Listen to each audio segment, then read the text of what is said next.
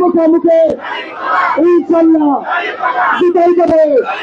সবার তলে তলে তলে আরে থেকে আরে মার্কা দিয়েছে আরে কোন মার্কা সবাই বলো বলে থেকে আরে মার্কা দিয়েছে কোন মার্কা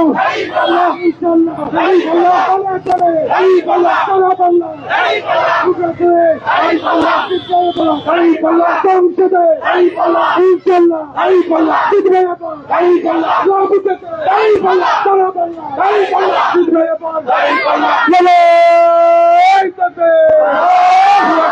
এলাকাবাসীর পক্ষ থেকে এলাকাবাসীর পক্ষ থেকে এলাকাবাসীর পক্ষ থেকে এরা মার্কা কি আছে নম্বরের পক্ষ থেকে নম্বরের পক্ষ থেকে শুভেচ্ছা লাল গোলাপ শুভেচ্ছা 6 নম্বরের পক্ষ থেকে 6 নম্বরের পক্ষ থেকে লাল গোলাপ শুভেচ্ছা এরা মার্কা কি আছে কোন মার্কা আর এই পাল্লা সবাই বলো আর এই পাল্লা রাত উঠেছে আর এই পাল্লা সোনা বাংলায় ইনশাল্লাহ আর এই পাল্লা জিতবে না আর এই পাল্লা সংসদে আর এই পাল্লা তলার তলে আর এই পাল্লা সবাই বলি আর এই পাল্লা জিতবে না আর এই পাল্লা ইনশাল্লাহ আর এই পাল্লা বলো নম্বরের পক্ষ থেকে লাল গোলাপ শুভেচ্ছা 6 নম্বরের পক্ষ থেকে এলাকাবাসীর পক্ষ থেকে এলাকাবাসীর পক্ষ থেকে এলাকাবাসীর পক্ষ থেকে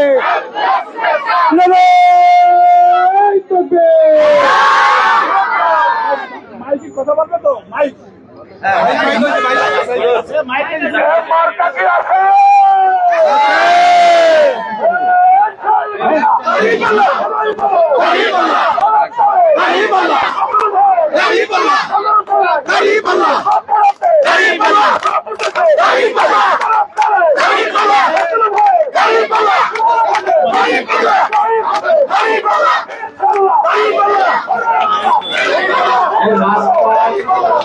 রাস্তা বন্ধ করবেন না। রাস্তার এক সাইড ফাঁকা করে দিন। ভ্যান রিক্সা চলাচলের জন্য রাস্তা ফাঁকা করে দিন এক সাইড।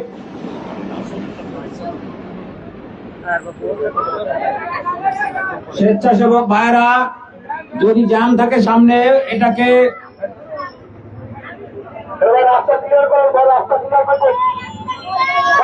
ভাই দ্রুত রাস্তাটা ক্লিয়ার করে দিন।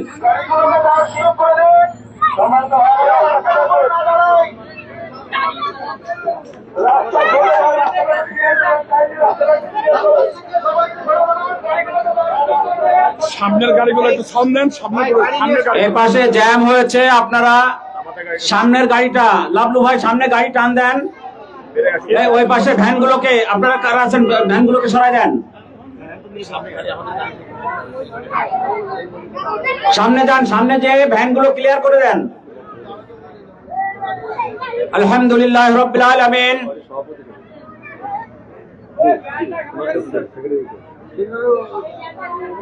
والصلاة والسلام على سيد المرسلين وعلى آله وصحبه বারিক ওয়াসাল্লাম। বাংলাদেশ জামাত ইসলামী 6 নম্বর ওয়ার্ড কর্তৃক আয়োজিত আজকের এই গুরুত্বপূর্ণ এলাকার উপস্থিত হয়েছেন বাংলাদেশ জামাত ইসলামী যশোর জেলা সংগ্রামী আমির, বাঘারপাড়া বসুন্ধিয়া অভয়নগর সংসদীয় আসনের দাঁড়িপাল্লা মার্কার প্রার্থী জননেতা অধ্যাপক গোলাম রসুল ভাই, স্থানীয় নেতৃবৃন্দ, উপস্থিত সংগ্রামী সাথী ও বন্ধুগণ, আসসালামু আলাইকুম ওয়া রাহমাতুল্লাহ। আপনারা জানেন ত্রয়োদশ সংসদ নির্বাচন সমাগত। জুলাই সনদ বাস্তবায়নের লক্ষ্যে গণভোট একই তারিখে 12 তারিখে অনুষ্ঠিত হতে যাচ্ছে। এই 12 ফেব্রুয়ারিকে সামনে নিয়ে দেশবাসী উন্মুখ হয়ে আছে তাদের পছন্দের প্রার্থী সচ্চরিত্র নীতিবান নীতি নৈতিকতা দিয়ে যারা দেশ চালাবে, সমাজ গঠন করবে, ব্যক্তি তৈরি করবে, একটি সুখী সমৃদ্ধশালী বাংলাদেশ গঠন করতে অবদান রাখবে, দেশবাসী তাদের জন্য মুখিয়ে আছে। 12 তারিখে সবাই স্বতঃস্ফূর্ত ভাবে ভোট কেন্দ্রে যাবেন এবং দাঁড়িপাল্লা মার্কা প্রতীকে ভোট দিবেন। দেশবাসী ইতিপূর্বের অভিজ্ঞতা থেকে জর্জরিত হয়ে আছে।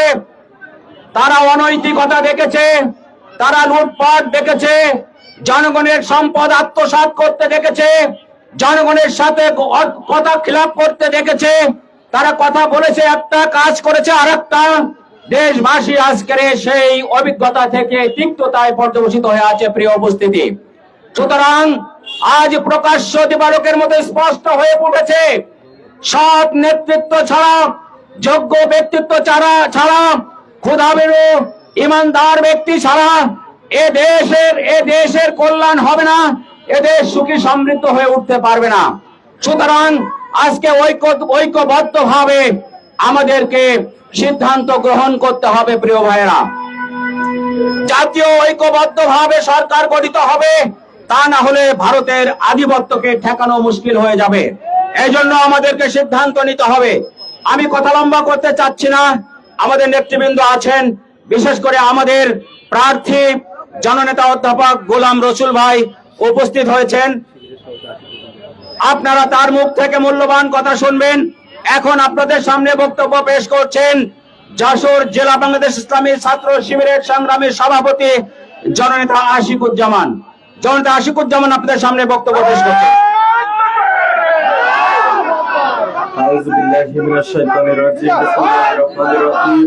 শহীদি কাফেলা গণমানুষের সংগঠন বাংলাদেশ জামাত ইসলামী কর্তৃক আয়োজিত আজকের এই পথসভায় উপস্থিত সংগ্রামী অভয়নগরবাসী সকলকে জানাই সালাম, আসসালামু আলাইকুম রহমতুল্লাহ। প্রিয় উপস্থিতি, রাস্তার যানজটকে আমরা পুরোপুরি ভাবে উন্মুক্ত করে দেব, কোনোভাবেই যেন রাস্তায় যানজট না হয় সেদিকে লক্ষ্য রাখবো।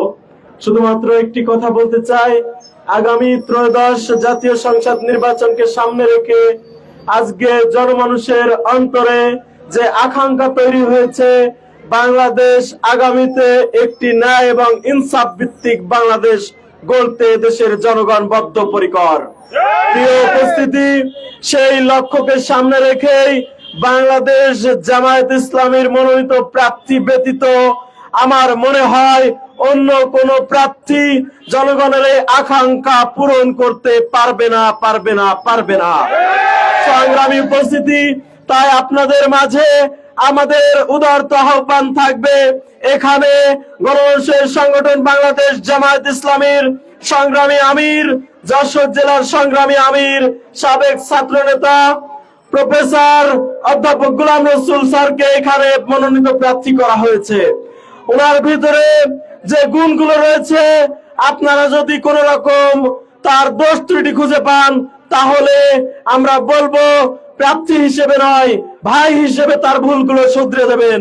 পাশাপাশি সবার কাছে আহ্বান থাকবে, আপনারা যদি মনে করেন অন্য যে সমস্ত প্রার্থীরা রয়েছেন তার থেকে সৎ, দক্ষ এবং দেশপ্রেমিক হচ্ছেন অধ্যাপক গোলাম রসুল, তাহলে অবশ্যই আমাদের আপনাদের প্রতি আহ্বান থাকবে, অধ্যাপক গোলাম রসুলকে আগামী 12ই ফেব্রুয়ারি আপনার মূল্যবান আমানত, আপনার ভোটটি প্রদান করে তাকে দেশ ও জাতির খেদমতের জন্য সাহায্য করবেন। আপনারা সাহায্য করবেন তো ইনশাআল্লাহ? সবাইকে আবারও ধন্যবাদ জানিয়ে আজকের এই পথসভায় আমার বক্তব্য এখানে শেষ করছি। আমার তাওফিক ইল্লা বিল্লাহ। আসসালামু আলাইকুম রহমতুল্লাহ। এ পর্যায়ে আপনাদের মাঝে বক্তব্য নিয়ে আসছেন যশোর জেলার সংগ্রামী আমির অধ্যাপক গোলাম রসুল। প্রিয় ভাইকে বক্তব্য রাখার জন্য অনুরোধ জানাচ্ছি।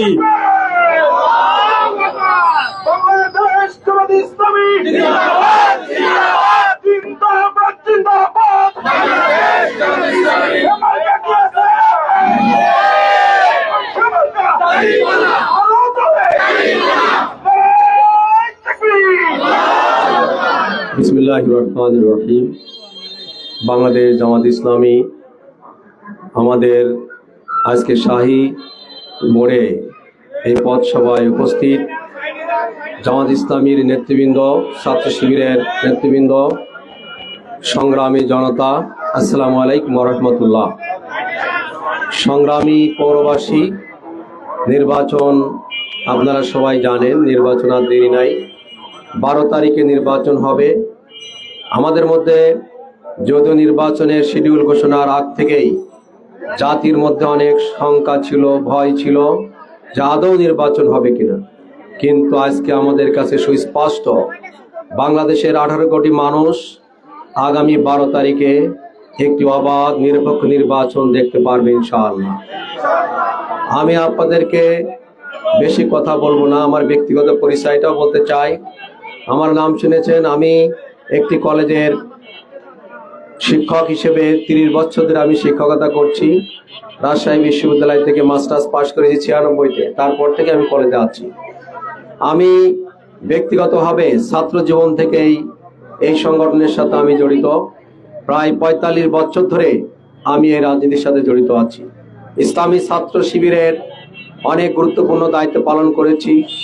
নড়াইল জেলা, যশোর জেলা, যশোর শহরের বিভিন্ন পর্যায়ে দায়িত্ব পালন করে জামাত ইসলামীতে যোগদান করেছি 96-তে। 96 সাল থেকে পর্যন্ত বাংলাদেশ জামাত ইসলামীর জেলার প্রচার সেক্রেটারি, যশোর শহরের আমির, সর্বশেষ জেলা জামাত ইসলামীর আমিরের দায়িত্ব আমি পালন করছি। এই রাজনৈতিক জীবনের ইতিহাসে আমি কখনো অন্যায়ের কাছে, অবিচারের কাছে, জুলুমের কাছে, অসত্যের কাছে আমি কখনো মাথা নত করিনি, যার কারণে বারবার আমাকে কারাগারে যেতে হয়েছে। বিশেষভাবে বিগত 15 বছরের মধ্যে আমাকে 6-7 বার কারাগারে যেতে হয়েছে, অসংখ্য মামলা নিয়ে ঘুরতে হয়েছে। তারপরেও দেশ এবং জাতির স্বার্থে মানুষের ভোটার অধিকার আদায়ের জন্যে, গণতান্ত্রিক অধিকার আদায়ের জন্যে আমি সবসময় সংগ্রামরত ছিলাম। আপনারা জানেন 94-95 সালে যখন কেয়ারটেকার গভর্নমেন্ট হয়েছিল, সেই কেয়ারটেকার গভর্নমেন্টে আমি যশোর শহরের রাজপথে 26 দিন অসহযোগ আন্দোলনের সাথে আমি ছিলাম। আমি স্বৈরাচার বিরোধী আন্দোলন, 24-এর গণ আন্দোলন, সব জায়গাতে আমি মানুষের ভোটের অধিকার প্রতিষ্ঠার জন্য আমি ছিলাম। আজকে ওদিকে কথা না বলে আমি বলতে চাই, নোয়াপাড়া এই পৌরসভা যশোরের মধ্যে দ্বিতীয় বৃহত্তম একটি পৌরসভা, কিন্তু পৌরসভার মানুষ যারা আমরা এখানে আছি, পৌর কর আমরা পরিশোধ করি, আমরা ট্যাক্স দিই, কিন্তু পৌরসভার যে সুফল এটা কিন্তু আমরা ভোগ করতে পারি না। আমি আপনাদের কাছে আজকে বলতে চাই, আপনারা যদি আপনাদের হৃদয় থেকে ভালোবাসা দিয়ে আমাকে নির্বাচিত করেন, নোয়াপাড়া পৌরসভাকে আমি মডেল পৌরসভা হিসেবে করব ইনশাআল্লাহ। নোয়াপাড়া পৌরসভার আজকে রাস্তাঘাট, আমি সকল রাস্তাতে গিয়েছি, অসংখ্য রাস্তাঘাট ভাঙাচোরা, চলার মতো নাই, লাইটিং নাই, ড্রেনেজ ব্যবস্থা নাই, লাইট নাই, এখানে রাস্তাঘাট অনুন্নত, বর্জ্য ব্যবস্থাও নাই। এই সবগুলো ঠিক করে এই নোয়াপাড়া পৌরসভার প্রায় 1-1.5 লক্ষ মানুষ যারা বাস করে, তাদের জীবনযাত্রা সহজ করার জন্য আমি সর্বাত্মকভাবে চেষ্টা করব। এই নোয়াপাড়া পৌরসভার অনেক জায়গা আছে যেখানে জলাবদ্ধতা, যদি ড্রেনেজ ব্যবস্থা থাকতো, ভবদার জলাবদ্ধতা দূর করা যেত, তাহলে এখানে জলাবদ্ধতা থাকতো না, মানুষ কষ্ট পেত না। সংগ্রামী ভাইরা, নোয়াপাড়া পৌরসভা শিল্প অঞ্চল, নদী বন্দর হওয়ার কারণে এখানে বিরাট ব্যবসা বাণিজ্যের কেন্দ্র আছে। এই শিল্প অঞ্চলে অনেকগুলো শিল্প কারখানা দুর্নীতির কারণে আমরা দেখেছি বন্ধ হয়ে গেছে। আমরা বলতে চাই, আগামী দিনে আমরা যদি দেশ পরিচালনার দায়িত্বভার গ্রহণ করি, আমরা ওই শিল্প কারখানাগুলো চালু করার জন্য চেষ্টা করব ইনশাআল্লাহ। নোয়াপাড়া বাজারকে সন্ত্রাস, দুর্নীতি, চাঁদাবাজ মুক্ত একটি ব্যবসায়িক কেন্দ্র হিসেবে গড়ে তোলার জন্য আমরা চেষ্টা করব। চাঁদাবাজি কেন হয়? চাঁদাবাজের পিছনে গডফাদাররা থাকে, গডফাদাররাই চাঁদাবাজের মূল হোতা। বাংলাদেশ জামাত ইসলামীর কোন নেতা, কোন কর্মী 5 আগস্টের পর থেকে পর্যন্ত চাঁদাবাজি করেছে, দখলবাজি করেছে, এর কোনো প্রমাণ আপনারা কোথাও দিতে পারবেন না। বরঞ্চ নির্যাতিত, নিপীড়িত মানুষের পাশে আমরা থাকার চেষ্টা করেছি। সংগ্রামী ভাইরা, নোয়াপাড়া পৌরসভার এই 1.5 লক্ষ মানুষের জন্য পর্যাপ্ত হাসপাতাল নাই। যে সরকারি হাসপাতাল আছে অনলি 50 শয্যা বিশিষ্ট। আমি বলতে চাই, এই হাসপাতালকে আমরা 100 শয্যায় উন্নীত করবো ইনশাআল্লাহ। বিশেষজ্ঞ ডাক্তার দিয়ে মানুষের চিকিৎসা সেবা দৌড় আনার চিন্তা করবো ইনশাআল্লাহ। আমরা নোয়াপাড়া পৌরসভার বেকার যুবকদেরকে দক্ষ করে গড়ে তুলবার জন্য কারিগরি শিক্ষা প্রতিষ্ঠান আমরা তৈরি করব, যেখান থেকে তারা বিভিন্ন বিষয়ে দক্ষতা অর্জন করতে পারবে এবং সরকারের পক্ষ থেকে বিনা সুদে লোন নিয়ে তারা যে কোনো ব্যবসা প্রতিষ্ঠান দাঁড় করিয়ে নিজের পরিবার পরিজন পরিচালনা করতে পারবে। আমরা বেকার ভাতা দিব না, আমরা কর্মসংস্থান তৈরি করে দেবো ইনশাআল্লাহ। বাংলাদেশে আমরা আইনের শাসন প্রতিষ্ঠা করতে চাই, আইন তার নির্ধারিত করতে চলবে। আইন প্রণয়ন ক্ষেত্রে আমাদের ইতিপূর্বে যে ঘটনাগুলো ঘটেছে, বাংলাদেশে যারা শাসক ছিল তারা সব সময় মুক্ত ছিল আইনের ক্ষেত্রে। আইন প্রয়োগ হয়েছে সমাজের অসহায় দরিদ্র মানুষের কাছে। আমরা বলতে চাই আইন চলবে তার নির্ধারিত গতিতে, আইনের ক্ষেত্রে কেউ মুক্ত পাবে না ইনশাআল্লাহ। সংগ্রামী ভাইরা, আমি আর কথা না বাড়িয়ে আজকে আপনারা যারা এখানে আছেন আপনাদের কাছে আমি দোয়া চাই, আপনাদের সহযোগিতা চাই। আপনাদের দোয়া সহযোগিতা পেলে আমি এই বাগারপাড়া অভয়নগর এবং নোয়াপাড়াকে সন্ত্রাস মুক্ত, দুর্নীতি মুক্ত, চাঁদাবাজ মুক্ত, নিরাপদ জনপদ হিসেবে গড়ে তুলতে পারবো ইনশাআল্লাহ। শিক্ষার ক্ষেত্রে যে সমস্ত শিক্ষা প্রতিষ্ঠান এখনো একাডেমিক বিল্ডিং পায়নি, সেই বিল্ডিং এ দেখা যাচ্ছে অনেক জায়গা আছে ছাত্রছাত্রী আছে, বিল্ডিং নাই, লেখাপড়া করতে পারছে না। আমি সুন্দর বিল্ডিং সরকারের পক্ষ থেকে দেওয়ার জন্য আমি চেষ্টা করব। সর্বশেষ আপনাদের কাছে একটি আয়াত, কোরআনের একটি আয়াত বলে শেষ করতে চাই। আল্লাহ রাব্বুল আলামিন বলেছেন, ইন্নাল্লাহা ইয়ামুরুকুম আন তুআদ্দুল আমানাতি ইলা আহলিহা ওয়া ইযা হাকামতুম বাইনান নাস আন তাহকুমু বিল আদল। আল্লাহ রাব্বুল আলামিন বলেছেন, নিশ্চয়ই তোমাদেরকে নির্দেশ প্রদান করা যাচ্ছে তোমার পবিত্র আমানতকে উপযুক্ত পাত্রে প্রয়োগ করবে। যখন সমাজে বিচার করবে, ন্যায় এবং ইনসাফের ভিত্তিতে বিচার করবে। সংগ্রামী ভাইরা, আমি আপনাদেরকে বলি, ভোট কিন্তু পবিত্র একটা আমানত। একটি ভোট দিলেন বলে শেষ না, একটা ভোটের মাধ্যমে কিন্তু একটি ব্যক্তি পাশ করবে।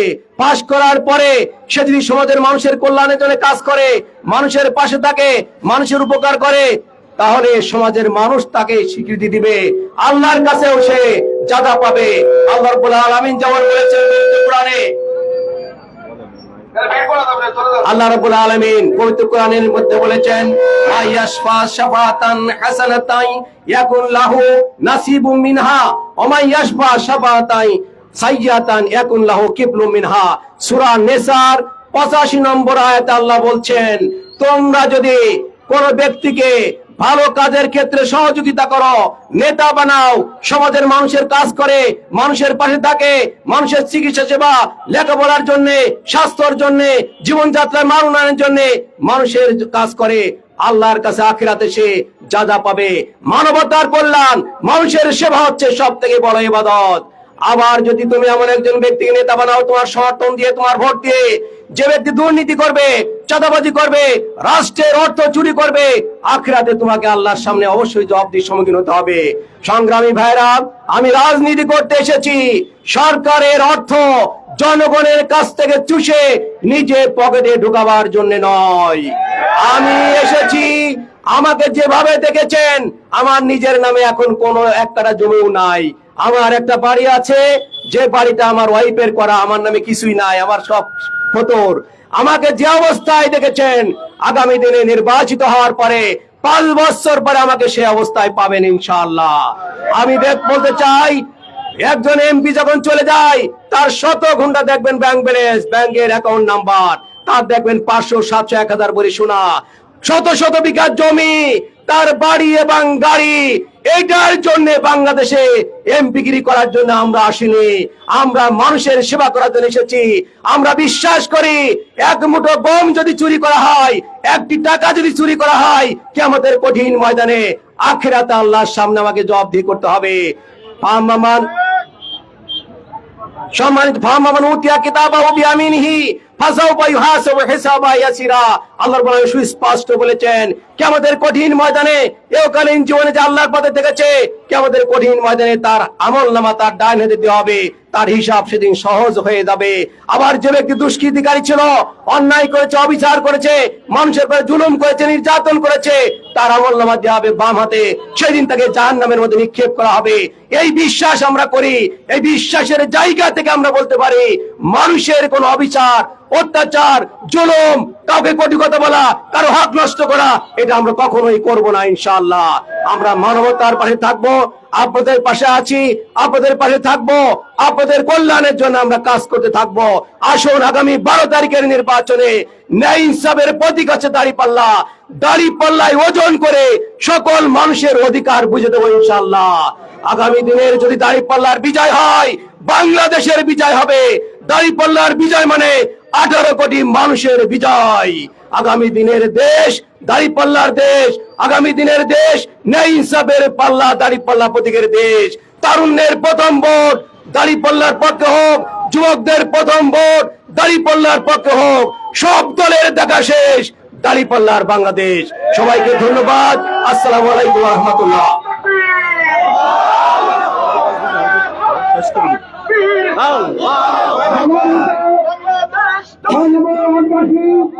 ইতিমধ্যে আমাদের প্রধান অতিথি বক্তব্য শেষ হয়েছে। আপনারা শুনেছেন আমাদের প্রার্থী যোগ্যতা এবং তার কর্মনীতি ভবিষ্যৎ নৌকাকে কিভাবে তৈরি করে তুলবেন, সেই আশ্বাসের ভিত্তিতে আমাদের প্রার্থীকে ভোট দিয়ে সমর্থন